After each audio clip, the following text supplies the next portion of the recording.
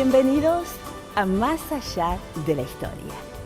Antes que nada, queremos agradecer el programa Retazos de Historia, emitido allá por el año 2008, por el material que hoy vamos a compartir.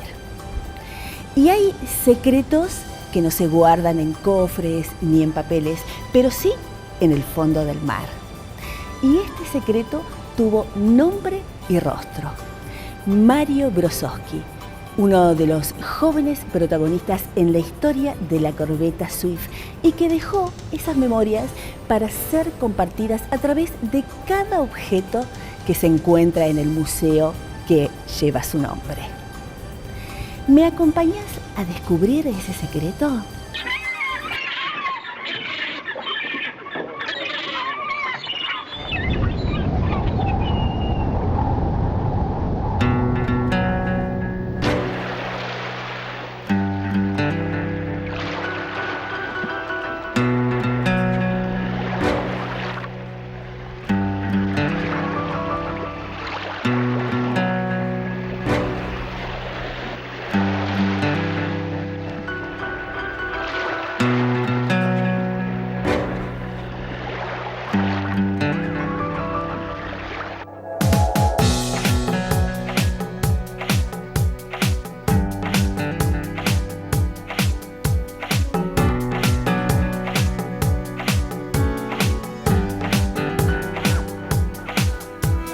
El 20 de octubre del año 1962. Con Mario éramos amigos del barrio, vivíamos a una cuadra. Ellos, el barrio el que se llamaba en alguna época el Yapeyú o provincia, que ellos vivían justo en la esquina y yo vivía una cuadra abajo con mis viejos. Nosotros en un principio vivimos en una casa frente a lo de Olga Melián. No sé si te ubicas. Sí, sí. Bueno, ahí vivíamos, después nos pasamos a La Roca, frente a la que era de mis abuelos. Sí. Y más o menos cuando yo tenía 10 años, Mario 11, nos fuimos a La Roca arriba, al barrio Provincia, que le llamábamos. Y de toda la vida. Crecimos juntos, prácticamente. Vivíamos a una cuadra, así que era todo el día estar en una casa o en la otra. Y en esa época estábamos en casa y compartíamos con nuestros hermanos. Claro. O sea que era mucho compartir y mucho con los chicos del barrio. Y desde chiquito, porque vivíamos uno enfrente del otro, Ajá. justo enfrente, ahí en la calle Roca y Patagonia, ¿no? Él iba a tener muchos amigos. De la familia tenía muchos amigos. Fabián el más grande, Mario el del medio y yo la más vos chica. más chica. Así que ahí los conocí a él, a Fabiana, a Marisa, bueno, los padres también, ¿no? Claro. La casa de los Brozowski era la casa de todos. Es decir, entrábamos, salíamos, siempre la puerta abierta. Es decir, estén o no estén, era la casa de todos. Y en el barrio siempre estaba, gente que se ha ido, pero vivían en un tiempo los Vaz de Brito, al lado de casa, que éramos amigos de ellos. Estaba Alejandro, estaba Gustavo. Por ahí íbamos cambiando. Bueno, ya se habían empezado a unir los más chicos. Estaba el Vasquito Isa, del que más recuerdo, ¿no? Cristian Rosa también. Él tenía, Marcelo. Cerca, Víctor Hugo Temporel y ellos que estaban más abajo, pero igual amigos. José Luis Boggio, siempre iba mucho a casa. En un tiempo también el Gallego Ayuso, el actual comisario. Así que la relación viene, como todo, una población tan chica, nos conocíamos todos. Y bueno, el Vasco Isa también. Chiche también, que estaba ahí. Chiche también, sí, sí. Las escuelas eran las mismas, o sea, siempre había alguna actividad en la que íbamos a coincidir, ¿no? En las 5. Sí, toda la primaria y la secundaria. Mario fue a la escuela 5, sí. Y después empezó en la escuela de comercio y bueno, ahí empezó a patinar y que nunca le gustó estudiar realmente. Nos conocíamos de chiquito, tuvimos más encuentros de adolescentes, ya cuando empezamos con la parte que era del náutico, a navegar, con Alejandro Simoevilla, con él. Mario lo conozco alrededor de los años 80, poquito antes, te diría, en que empezamos a bucear y él nos enseñó a bucear a mí y a mi hermano. Por una cuestión de que Mario ya era un buzo profesional en esa época, era muy joven, pero Mario creo que me llevaba 2 o 3 años, así que ya era un muchacho de 17, 18 años, ya Mario ya tenía una profesión que era un oficio, que era el de buzo. Sí, sí. Él, por ejemplo, no le gustaba el fútbol, cosas que hacíamos nosotros. Le gustaba el agua, siempre estuvo ligado al agua. Él decía que cuando llegaban los pingüinos era la primavera, ¿no? Porque él escuchaba el canto de los pingüinos y era como escuchar el mejor ruiseñor o el mejor tenor de los pájaros del mundo, ¿no? Mis padres, bueno, nos inculcaron eso y yo sigo con eso, y incluso el tema de ir a pescar, todas actividades en contacto con la naturaleza. Y bueno, y creo que de ahí también el querer la naturaleza, ¿no? Y esa pasión de Mario por el agua. El cariño que le tenía a todo lo deseado, ¿no? Compartir el vuelo de un petrel, el salto de una tonina, la espuma de las olas, cómo vivía la naturaleza y cómo transmitía eso, ¿no? Y esa pasión que él tenía la transmitía. Por ejemplo, él veía toninas y che, vengan, vamos a ver las toninas, o cosas de la naturaleza que a él, qué sé yo, un atardecer, y bueno, era una movilización como que él, lo que a él le gustaba, lo transmitía y nos contagiaba. Si bien no había estudiado y un montón de cosas, y era una persona era una autodidacta, él leía por su cuenta, a él le gustaba investigar determinadas cosas que a él le gustaba. Y además tenía una intuición con los animales muy particulares, tenía una pecera, entendía creo que desde la tortuguita hasta el último pececito. Compartíamos muchos viajes al campo, teníamos esa costumbre de ir los fines de semana al campo, de buscar flechas, de campamentos. Era un tipo que era un enamorado de la naturaleza, que tenía un feeling especial con todo, digamos. Por eso que el mar era su mundo, digamos. Él era un hombre de mar. Era muy pragmático para determinadas cosas, ese recuerdo yo tengo, ¿no? Era muy buen tipo. De otro planeta. Realmente cero maldad. Era muy activo y raro. Es decir, era hacer bromas. ¿Ah, sí? Las mismas bromas que haría otro y, no sé, lo matan. Pero con él imposible era ponerse mal. Como para mí es el sinónimo de la alegría. Chico siempre contento, siempre de buen humor, siempre viendo el lado positivo de las cosas y de las personas. Y Mario es por dos cosas, digamos, por la alegría que tenía de vivir, la alegría con que se movía en la vida, por la mezcla que tenía entre ingenuidad y espontaneidad de hacer cosas impensadas. ¿No? Que era una persona totalmente desinteresada, muy espontánea, no tenía caretaje para nadie, muy compañera. Como te digo, él transmitía lo que le gustaba y hacía que a uno le guste, o sea, él te invitaba. Y después era un chico sin maldad. Ya te digo, era un enamorado de la vida y un enamorado de la naturaleza, y sobre todo enamorado de la ría, ¿no? O sea, siempre fue muy aventurero. No, siempre. Es decir, él siempre quiso bucear, esa era su idea, sí. Hasta cuando íbamos a jugar al tenis y salíamos de ahí se iba a buscar mejillones, es decir, viste, siempre abajo del agua. Y nosotros lo acompañamos para que no esté solo, ¿no? Y además le gustaba y amaba bucear. Y era muy bueno, era excelente. Él se va a estudiar en Mar del Plata, creo. Ah, mira.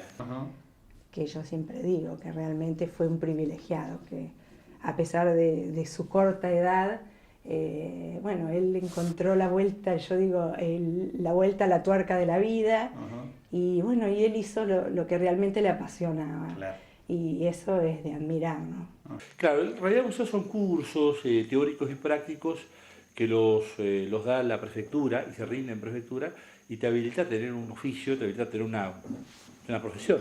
Él trabajó de buzo, él era buzo profesional. él era buzo profesional, yo no sé si estudió. Estudió en Mar del Plata, me dijo. Claro, él estudió en ese interino, después fue a perfeccionarse, incluso trabajó mucho tiempo en Gallegos, que estaba trabajando, creo que eran las plataformas que trabajaban ahí.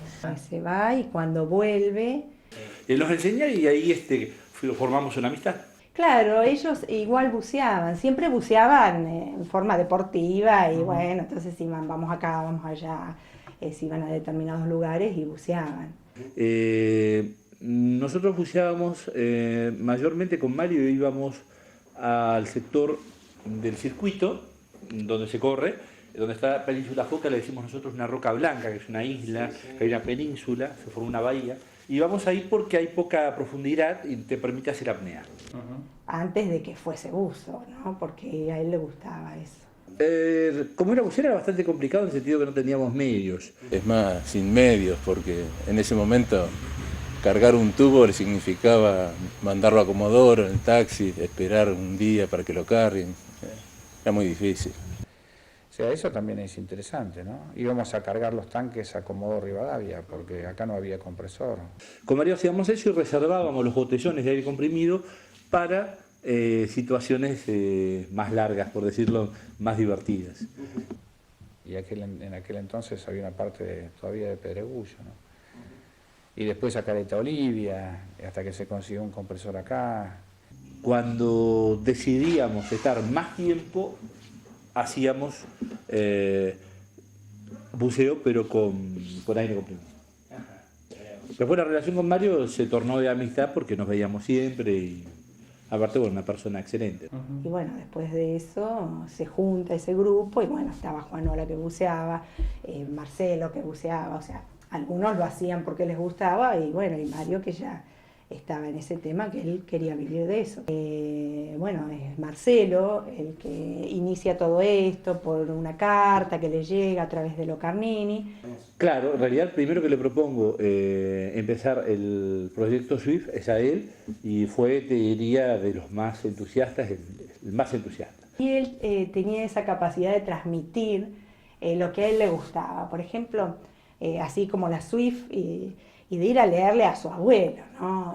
Relatos, cosas que por ahí chicos de la edad de él, que en ese momento, no sé, ¿qué tendría Mario?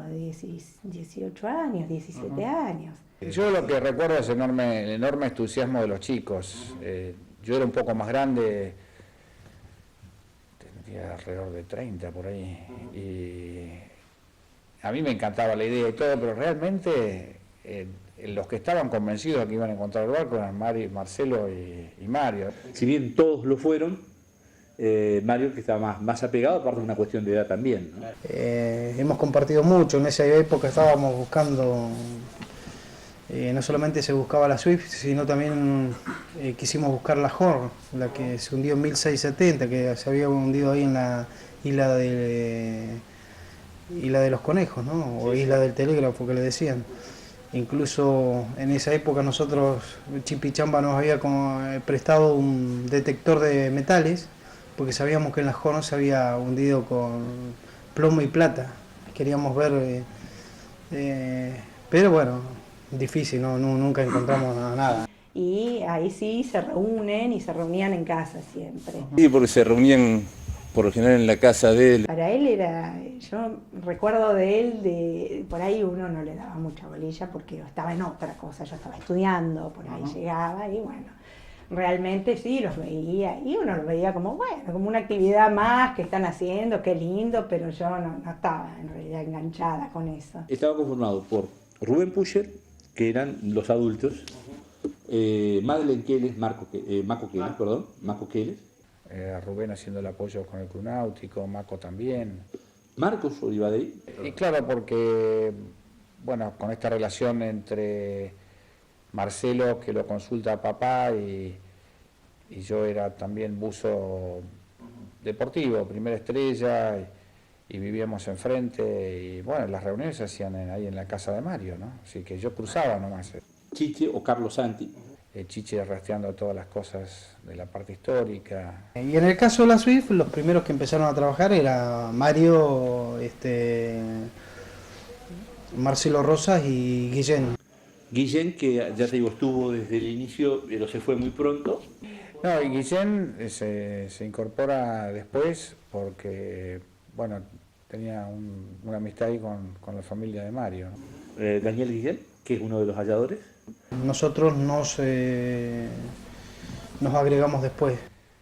Bueno, Omar, una garantía por su experiencia como uso profesional. Siempre recuerdo de los comentarios, yo siempre tuve un buen diálogo con los dos y sí que sé que había un respeto mutuo y Omar era como el hermano más grande del Rusito. Omar viene después. Omar es de los colaboradores más entusiastas, pero después. Nosotros no, posteriores. Yo ya no vivía en Desierto. Cristian también colaboró. Rosas, claro. Digamos, el mérito no solamente de comenzar fue de Marcelo Rosa, personalmente fue de Marcelo. Luego de un año de búsquedas, la primera inmersión la hacemos con Mario, en julio del año 81, hacía mucho frío. No encontramos nada, le pasamos muy cerca, pero no la encontramos.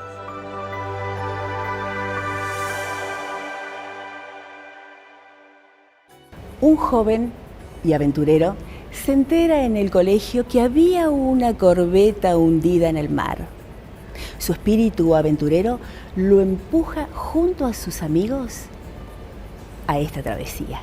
Bueno, Marcelo se entera por Locarnini, que era profesor en el Colegio San José. En realidad es de casualidad.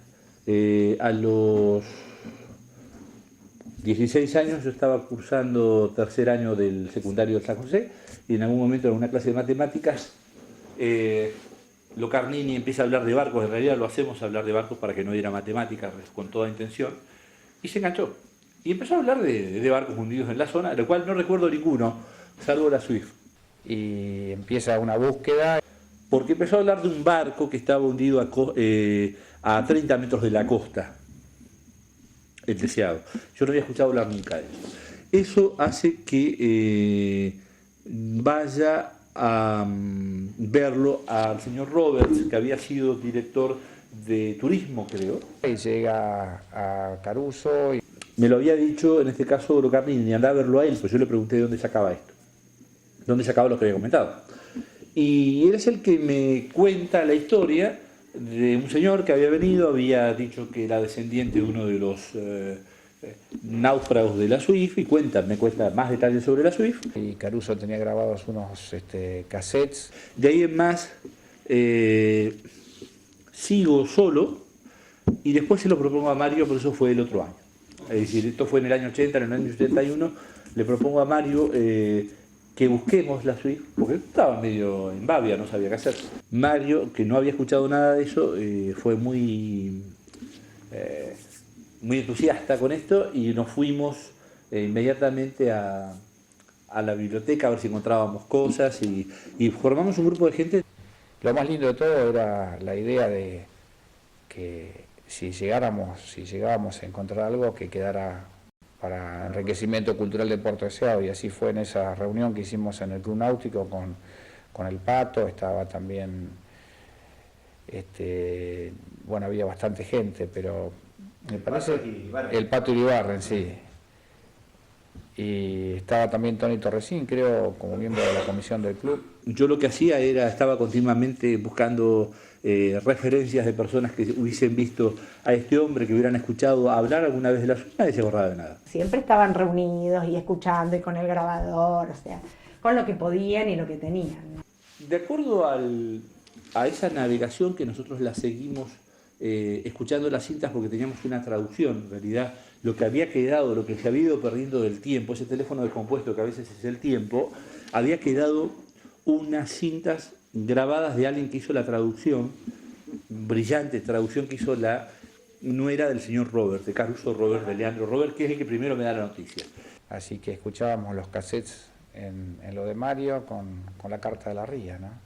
Y él me da eso, él me dice, mira, lo que tengo es esto, me da un grabador con 2 cintas geloso, no me olvido más, donde estaba el relato hecho por la esposa. ¿En inglés? La esposa del hijo, la nuera de él. No, en inglés estaba lo que ella leyó.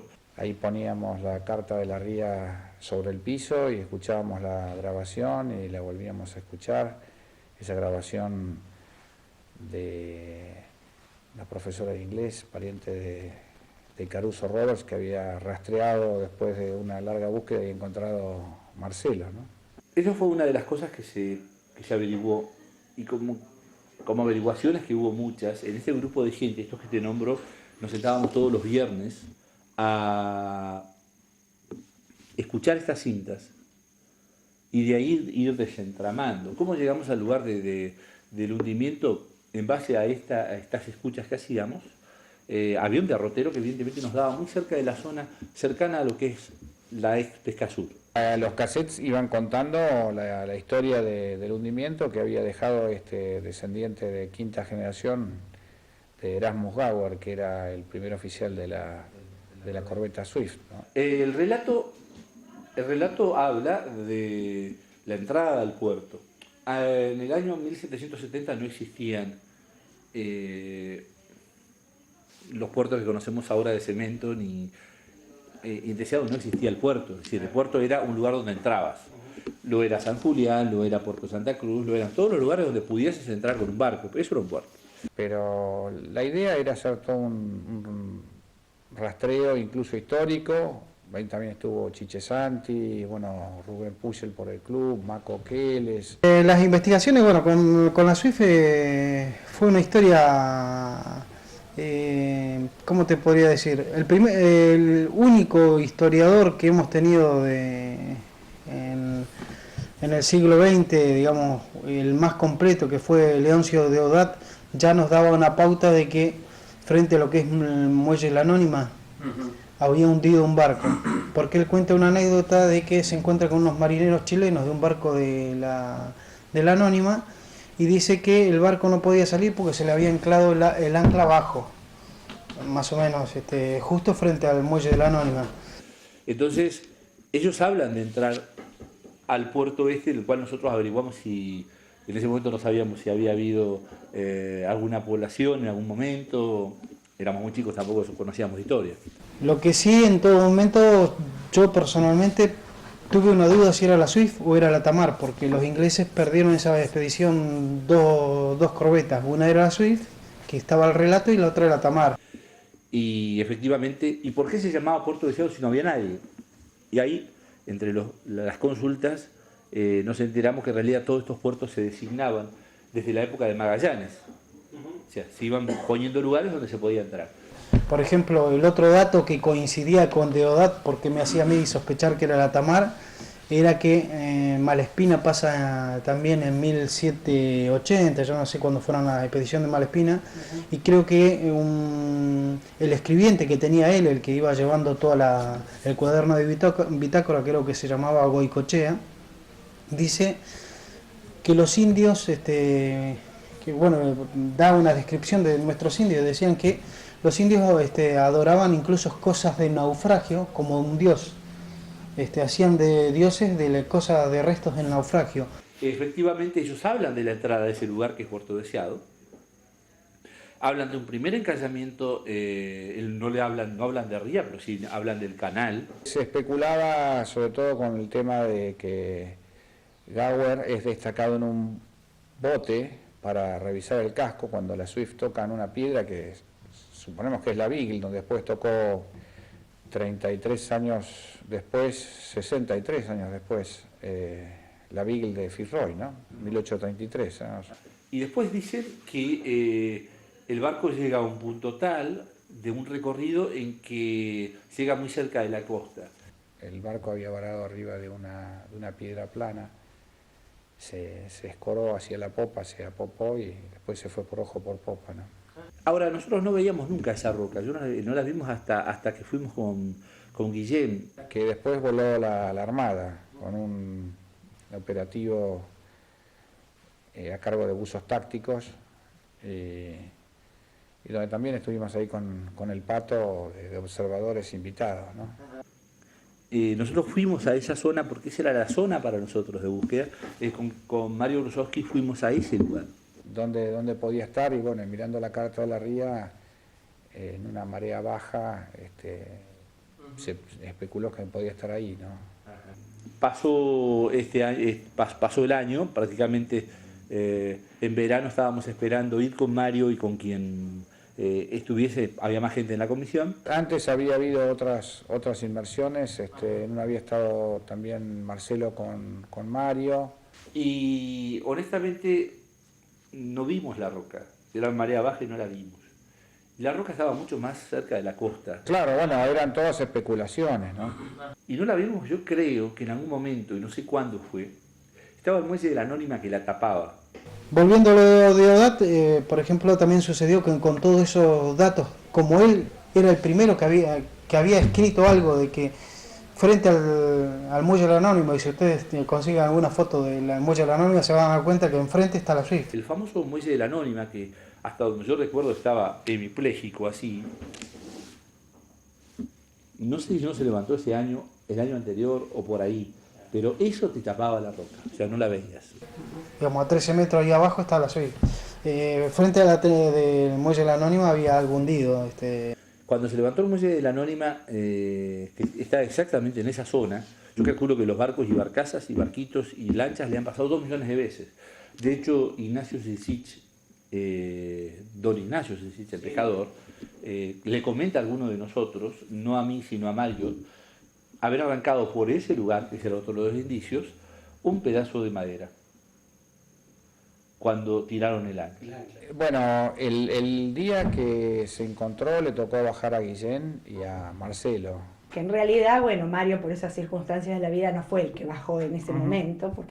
En ese momento el único que había venido de Buenos Aires era Guillén, y que bueno, había participado también en el inicio. Y después se había ido a Buenos Aires porque ahí vivía. Y con él fuimos y con él la encontramos. Mario en realidad en ese momento estaba trabajando, creo que en un barco, estaba embarcado como marinero. Y bueno, cuando vino le contamos la noticia. Yo, conociéndolo, le hubiese encantado haber estado porque estaba desde un inicio. Bueno, los que bajaron en realidad fue Daniel Guillén y Marcelo. Ajá. Que fueron los que, bueno, la encontraron, pero ya con todos los datos de todo el grupo, ¿no? Cuando nosotros lo encontramos nos sorprendió mucho porque no era un bote. Lo que uno puede en la imaginación creer que se ve bajo el agua, que es un barco entero, no es un barco entero, es un barco roto. Pero lo que está entero está abajo. Porque tenía un poco más de experiencia, de más grande, de bucear en aguas claras. Siempre había buceado en la ría se ve muy poco. La emoción es muy rara. En realidad, lo doméstico que te puedo decir es, hablamos con Guillén, que en ese momento era el único que estaba en disposición, preparado para bucear y que tenía las cosas. Digo, mira, lo que nosotros tenemos es la zona. Y él me dice, yo vi una roca. Le digo, yo también. Sí, hay una roca que la habíamos visto un par de días antes y que está muy pegada a la costa. Me dice, ¿no será esa? Le digo, es muy posible. Y el día tal, fue el 4 de febrero, un sábado, podemos ir. Esperamos a marea muy baja, creo que lo averiguamos, ya tanto no me acuerdo, y vamos en un Taunus amarillo de mi madre, modelo 81, que deben andar algunos dando vuelta por ahí, y nos bajamos vestidos de buzos a la costa, porque antes lo que es la terminal de IPF se podía entrar, llegabas hasta la costa. Estaban los chicos a Ascurra, Mario y su hermano, creo que Marcelo, pescando, la cual lo saludamos, pero no, nosotros fuimos todos vestidos de buzo, un calor infernal, era un 4 de febrero, y vamos caminando hasta la costa, nos calzamos las aletas y caminamos hasta la roca, pensando que íbamos a tener agua enseguida, y el agua nos llegó hasta la punta recién. La marea era muy baja. Nos calzamos las lunetas y decidimos ya sumergirnos. Cuando nos sumergimos yo no veía nada. De momento nos agarramos de la mano porque no se veía nada, como para no perdernos. Teníamos la costumbre de bucear muy cuidándonos, cercanos, vigilándonos. Y en algún momento, de un agua muy borrosa, se veía muy poco, llena de brumas, de tierra, veo que él toca el barro y se descubre y se ve un pedazo de madera, saca un cuchillo, punza y me hace, no, puede ser cualquier cosa, puede ser una madera. Inmediatamente viramos hacia el canal, mirando hacia el canal, lo que hoy sería frente a lo último que está del muelle nuevo, fiscal nuevo. Viramos y no alcanzamos a avanzar un poco, que nos topamos con lo que yo tengo presente, muy pegado a la tierra, con palotes que lógicamente era la emoción es muy extraña, yo todavía la siento, muy raro, es algo que vos estás buscando en el tiempo y que no sabes si lo vas a encontrar o no, y lo tenés abajo y lo estás mirando. Y particularmente el marco, el entorno, lo que es el agua ayuda mucho. Ayuda mucho porque es un silencio total, no puedes hablar, no sentís tu respiración nada más. Ves brumas, es agua, todo es más grande, todo es diferente. Y a pesar de que esas aguas eran horribles, porque estaban totalmente llenas de fango, de viscosidades, la visibilidad era más bien mala. Y ya al salir yo no podía hablar, yo me quedé callado, no estaba, tenía una sensación muy extraña, a punto de que incluso en algún momento Guillermo me dice que no sabía si estaba contento o no. Y Guillermo en ese momento, cuando lo encontramos, me agarraba la cabeza y me hacía así, me señalaba. Yo después con el tiempo digo que lo más grande que yo tengo, por eso me agarraba la cabeza, pero se veía. Se hizo después, cuando se encontró el barco, una reunión donde vino el presidente, el director del Museo Naval de la Nación, que nosotros habíamos nombrado presidente honorario de la Comisión de Búsqueda y Rescate, con la idea de darle un carácter científico. Él a su vez nos había hecho un contacto con el Museo Británico, con el Museo Naval de Greenwich, y nos habían mandado unos planos del Hazard, que era un gemelo de la Swift. Después de encontrar, lo pasó el año, ya vino el frío y demás, yo lo fui más al barco y después me fui a estudiar. Claro. Y al barco volví un año, una vez más nada más, y después volví nunca más. Y bueno, después le avisamos al director del Museo Naval. Me acuerdo que mandamos un tele desde lo de los Pérez, que tenían teletipo, de la oficina de Toto y Lucho. Y después viene González Loncián acá, ¿no? Y después, bueno, el que más bajó fue Marito, que era muy atrevido para el mar. Él tenía esa inconsciencia para el mar que se la veía poca gente. Las primeras cosas que se sacaron se llevaron a la casa. Es más, ahí se han abierto botellas, ese tipo de cosas que iban encontrando. Yo no tengo experiencias en el rescate de elementos, porque no lo hice. No. Yo lo que quería era encontrar el barco, yo no toqué nada. Fueron, por ahí no fuimos muy conscientes del logro, de lo que estábamos encontrando, por eso también surgieron los problemas después, pero bueno, la intención de todo el mundo, incluso creo que fue Marco el que decidió dar todos los derechos a provincia de Santa Cruz para que se pueda hacer el museo, ¿no? Desde el momento que lo buscaban, ellos hablaban de que esto iba a ser patrimonio del deseado y querían que quede en deseado. O sea, eso lo tenían muy claro. Nosotros teníamos en grupo un acuerdo que se basaba en hacer un museo. Y eso no me lo niega nadie que tenga buena memoria. La comisión desde el principio había decidido que cualquier cosa que se encontrara iba a ser para el enriquecimiento cultural de Puerto Deseado, y un año y medio antes de que el barco se encontrara, ¿no? Sí, lo que pasa es que en un primer momento hubo un silencio yo me entero por Marcelo, que habían encontrado a Swift, bueno, y ya habían empezado los problemas. Sí, en realidad es un tema bastante triste para mí, yo prefería ni recordarlo. Lo que sí puedo decir que fue un tema que llegó a la Corte Suprema de Justicia de la Nación y por suerte ganamos nosotros representando a la provincia, ¿no? No, en realidad yo ya no vivía acá. Sé que en algún momento existió reclamos y que hubo un juicio y se perdió. Es decir, el juicio lo hizo él, ¿no? Por supuesto. Carlos, No, él hizo acciones legales, pero yo ya de las acciones legales no participé. Digamos, la cosa fue, sobre todo, fue entre Olivadey y Guillén, ¿no? Sí, yo creo que se equivocó, mal asesorado. En realidad es todo un problema que nos llevó mucho tiempo, mucho esfuerzo. ¿No? Incluso eso llevó a un programa de Grondona, a un debate en un programa de Grondona, ¿no? Yo ya de eso me había alejado, porque en definitiva consideraba que si alguien tenía derecho para protestar era Marcelo, Mario y Guillén por otro. Es decir, yo lo que sé es lo que yo pensaba. Lo que yo pensaba es que esto es del pueblo. Y es así.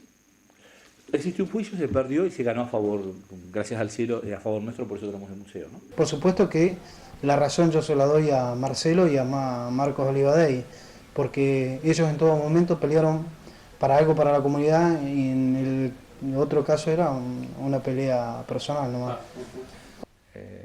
Viajes a Buenos Aires incluso, porque en ese momento la provincia no había sabido defender como correspondía sus derechos y a último momento nos enteramos de que el caso estaba en la Corte Suprema en la parte definitiva de prueba y bueno, pudimos aportar todos los datos que teníamos que eran contundentes, ¿no?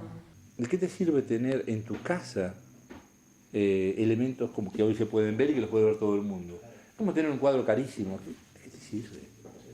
La Mona Lisa está mucho mejor en el Museo del Louvre que en la casa que en el ropero de alguien.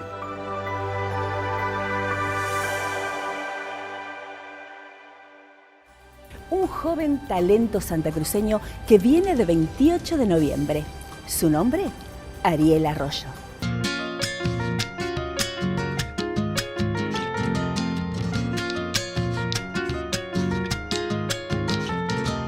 Vengo de un lugar donde cae el sol, de la tierra de los vientos y del Patagón.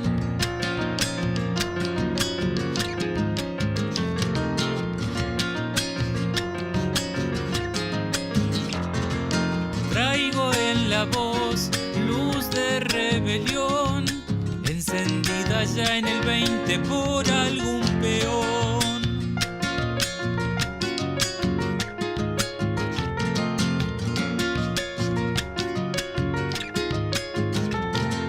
Soy en San Julián y por el Chaltén, la reminiscencia viva de la Oniquén.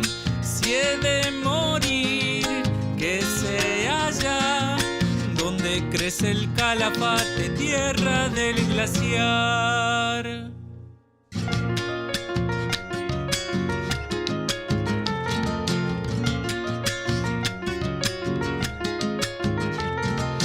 La distancia en mí talla su dolor, crece como un grito herido desde el socavón.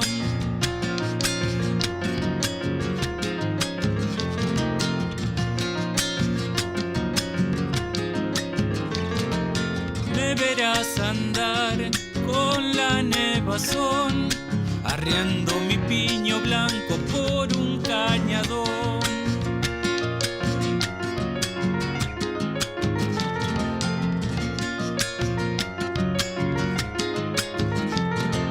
Soy de Santa Cruz, de Luna y Coirón, de puesteros y huelguistas mineros del carbón. Si he de morir, que sea allá donde crece el Calafate, tierra del glaciar.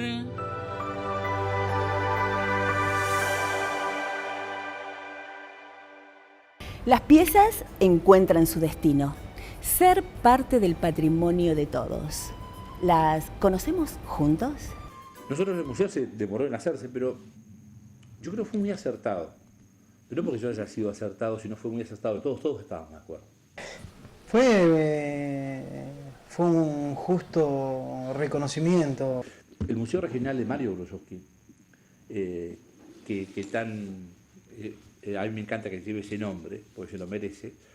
Y no sé si era el sueño de él que lleve el nombre, porque él No, era te muy digo, tener humilde. un museo, Él era digo. muy humilde y además él hacía las cosas, yo creo que, bueno, esto que fue tan importante, lo de la Swift, él no se imaginaba, ni siquiera se le cruzaba. Él lo hacía porque le gustaba, porque era su pasión y era parte de su aventura, pero no sé si él tenía idea y tuvo alguna vez idea de lo que eso iba a representar.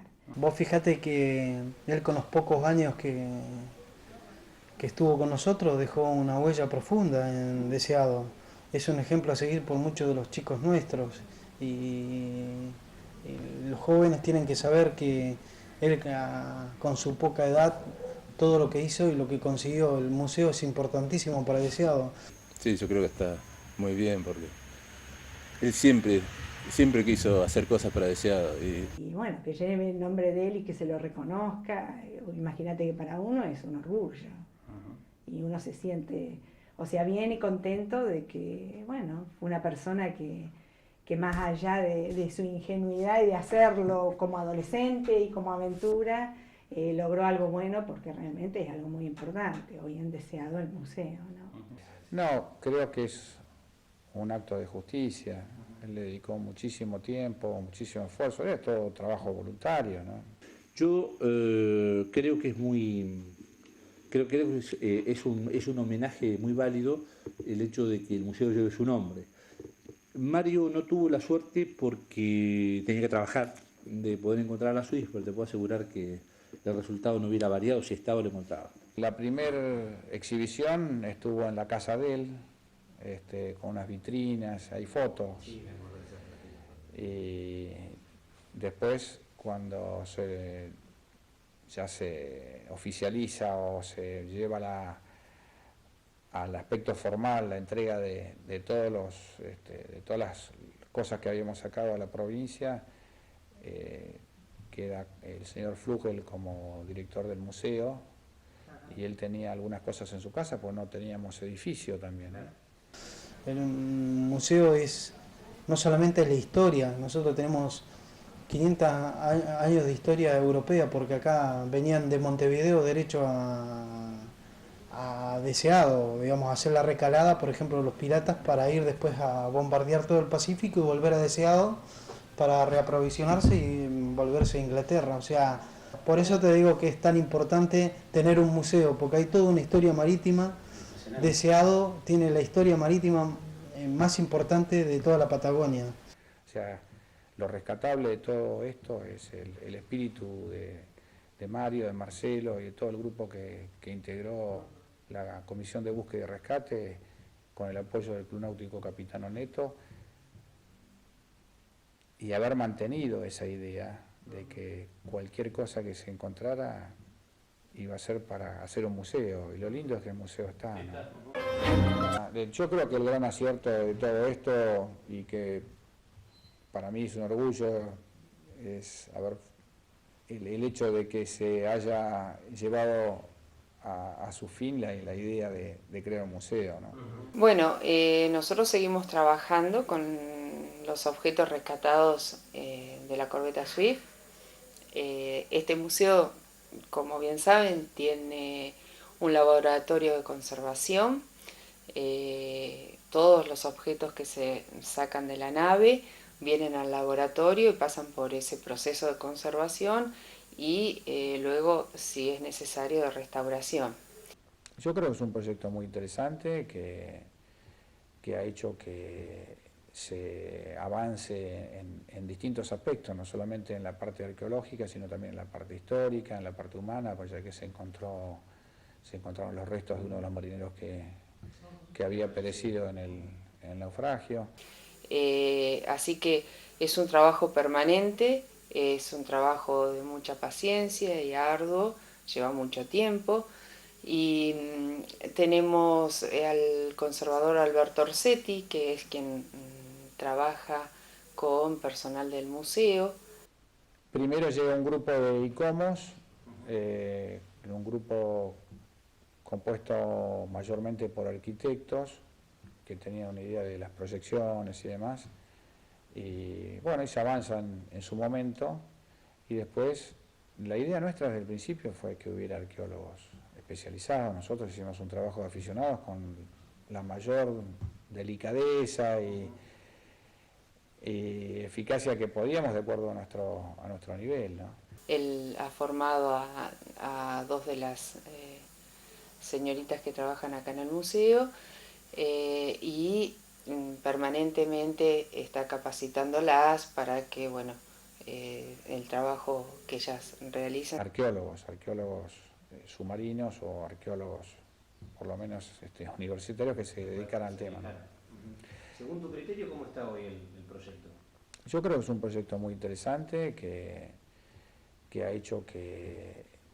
De la colección Swift hay poco más de 500 piezas que se han rescatado, parte de ellas están aún en laboratorio, otras están en exhibición y el resto en depósito. A mí me parece que lo que me gustaría también, que fue una idea de principio, que también lo hablamos con papá y con Marcelo, es que esto fuera aprovechado por la gente de la localidad y de la provincia, ¿no? Que fuera como un teatro de operaciones de un futuro historiador naval o arqueólogo naval, arqueólogo submarino de Santa Cruz. Hay que ver que fue una aventura emprendida por jóvenes que, bueno, que fueron desinteresados y generosos, porque todo lo que encontraron lo pusieron a disposición de la comunidad. Y creo que ese es el mayor reconocimiento que tenemos que hacerle tanto a Mario como a Marcelo, porque a pesar de haber sido muy, muy jóvenes en el momento que encontraron la corbeta, ellos actuaron con una generosidad y un desinterés total. Son pocos casos así en que la gente encuentra algo de valor, porque realmente tiene, independientemente del valor histórico, cultural, tiene un valor económico también. Y ninguno de nosotros tiene nada en su casa, ¿no?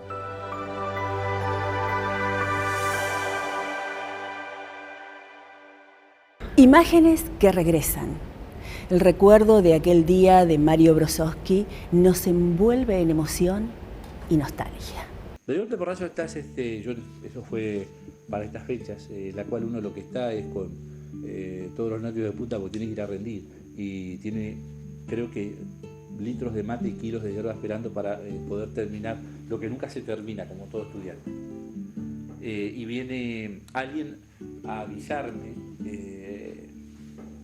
Patricio López Meyer en ese momento me manda a avisar por alguien, por un conocido en Santa Fe, de que había pasado esto y después mis padres me llaman también. Era muy extraño. Y creo que fue el mismo sentimiento que allá en la Suiza, no sabes para dónde estás, no sabes dónde estás parado. Bueno, yo no estaba acá, yo trabajaba en Jaramillo. Ah, estabas en Jaramillo ya como maestra. Sí. Y bueno, fue muy especial para mí. Yo salí del jardín y yo me sentía muy rara, muy extraña. Y me senté en un montículo de arena y no sabía qué me pasaba. Yo sentía como que mi cuerpo no era mi cuerpo. Fue una transmisión de que algo sucedía. Muy extraño. ¿Viste cuando alguien se va de viaje y no lo ves más? O sea, yo no, en realidad no lo asumí por años. O sea, es muy extraño. Cuando vos ves un procedimiento, un proceso de deterioro de alguien, como que lo vas... te das cuenta, o sea, sabes cuál es el resultado, aunque te duela. Y bueno, se acercó un señor de la estación de servicio, me dijeron, mi suegra quiere hablar con vos, y me dijeron que había tenido un accidente. Mario, hace una semana, me había dicho, mira, dice, me metí en el agua y encendieron los motores de un barco y me di un susto terrible, dice, vos no sabés, dice, porque te llega a chupar una hélice, no contás el cuento. Eso me lo había dicho hace una semana. Fue un error gravísimo de la gente que comandaba el barco, ¿no? Estaban las banderas puestas. La responsabilidad siempre es de la persona que está a cargo del comando, ¿no? Son sensaciones muy raras. O sea, no sabes si gritar, si llorar. No tenés... No lo entendés, porque aparte no lo entendés. Porque estamos hablando de alguien joven, él se murió alguien grande, ¿lo entendés? Estés a la distancia o no. Para mí como que se fue de viaje, así que más, la primera vez que vine me olvidé y me fui a la casa. No, fue una cosa muy triste, yo preferiría ni hablar del tema porque me pone muy mal realmente. Lo que sí estuve ahí abajo después buceando en el barco, es una cosa muy triste para nosotros. Fue muy difícil, ese momento fue, ya te digo, terrible. Estábamos hasta la noche y renegados de todo. Yo estaba en Salta y me entero ese día porque me llaman de acá de Puerto Deseado para decirme que había pasado esto. Creo que el que me llamó fue Osvaldo Vidavere, que me llama para decirme que había pasado esto. Y terrible, terrible. Son golpes duros, golpes muy fuertes, sobre todo con un tipo tan lleno de vida, si hay algo que tenía el ruso, que era un tipo muy, ¿cómo podría decir? No solamente de buen tipo, de solidario, sino la alegría con que vivía la vida. Era un tipo que continuamente sonreía. No le he conocido días malos, entonces por ahí la fatalidad te pega donde más te duele, en la buena gente, ¿no? Y bueno, y cuando yo llegué a la estación y me dijeron tuvo un accidente en un barco, y bueno, yo pregunté, ¿nos lo llevaron a Comodoro? Me dicen no, y bueno, no me quisieron decir más, tu hermano está mal, y bueno, volvimos, llegamos acá y bueno, nunca se encontró. Cuando vinieron nos avisaron y nos vinimos acá enfrente. Tenía una pizzería, La Casona. Y bueno, nos quedamos ahí hasta para ver si sabía algo. Pero me quedé con una imagen que creo que es un poco lo positivo de todo esto. Cuando no ves a alguien te quedas con las mejores imágenes. Y bueno, Mario fue muy particular. Aparte de ser una excelente persona, era una persona que tenía, como uso era excelente. Si con Mario le hubiéramos pegado a la roca, la encontramos en 2 minutos. Mario tirabas una llave así de chiquitita y te la encontraba. Tiene una orientación espectacular y además es una persona muy intuitiva. Él, con la ingenuidad con que se movía en la vida, ya te digo, con lo solidario que era y con el fanatismo que tenía sobre las cosas, por la naturaleza en especial. Mi mejor amigo. Muy difícil, no sé, catalogar a alguien cuando sos amigo es muy difícil. Era una persona que no tenía vueltas, que no tenía malas intenciones. Él, como te digo, le encontró el buen sentido a la vida, porque bueno, como en todos lados y en todas las familias pasan cosas, nosotros tuvimos la pérdida de nuestros padres y quedamos, y él siempre poniéndole esa sonrisa, porque si hay algo que lo caracterizaba a Mario era, y bueno, y si te veía bajoneado, él venía, una sonrisa, vení, vamos, como que era el que le levantaba el ánimo a todo el mundo. Además, mi nene se llama Mario justamente por él. Yo me acuerdo que esa noche me quedé con mi guitarra y sacando la canción de Silvio Rodríguez, ¿A dónde van? Porque no sé, pero me pareció que la letra era algo que personificaba el momento ese tan duro que estaba viviendo, ¿no? Porque la tristeza que sentí en ese momento, el dolor, fue grande. Bueno, dicen que el pueblo fue uno de los días más tristes de Puerto Deseado, ¿no?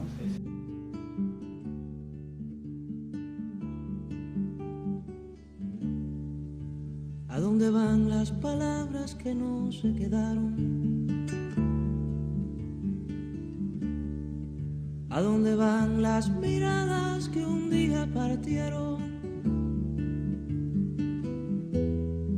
¿Acaso flotan eternas como prisioneras de un ventarrón, o se acurrucan entre las endijas buscando calor? ¿Acaso ruedan sobre los cristales cual gotas de lluvia que quieren pasar? ¿Acaso nunca vuelven a ser algo? ¿Acaso se van? ¿Y a dónde van? ¿A dónde van?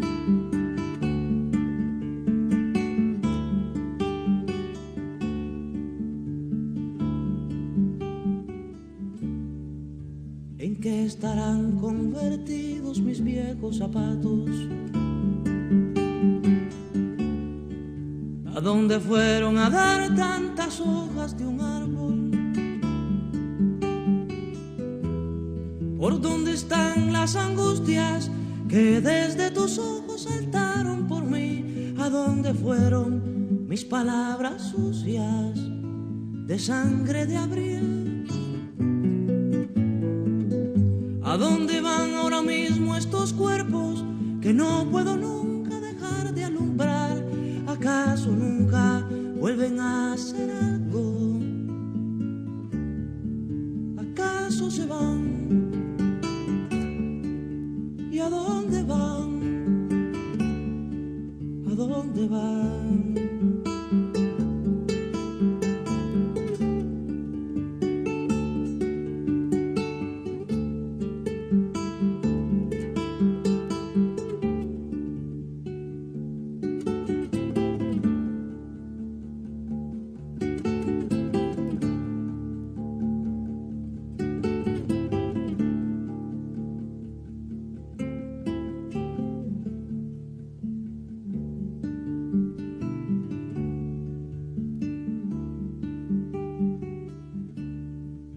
¿A dónde va lo de todos los días? El descalzarse en la puerta, la mano amiga.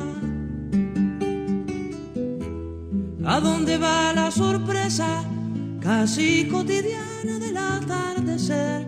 ¿A dónde va el mantel de la...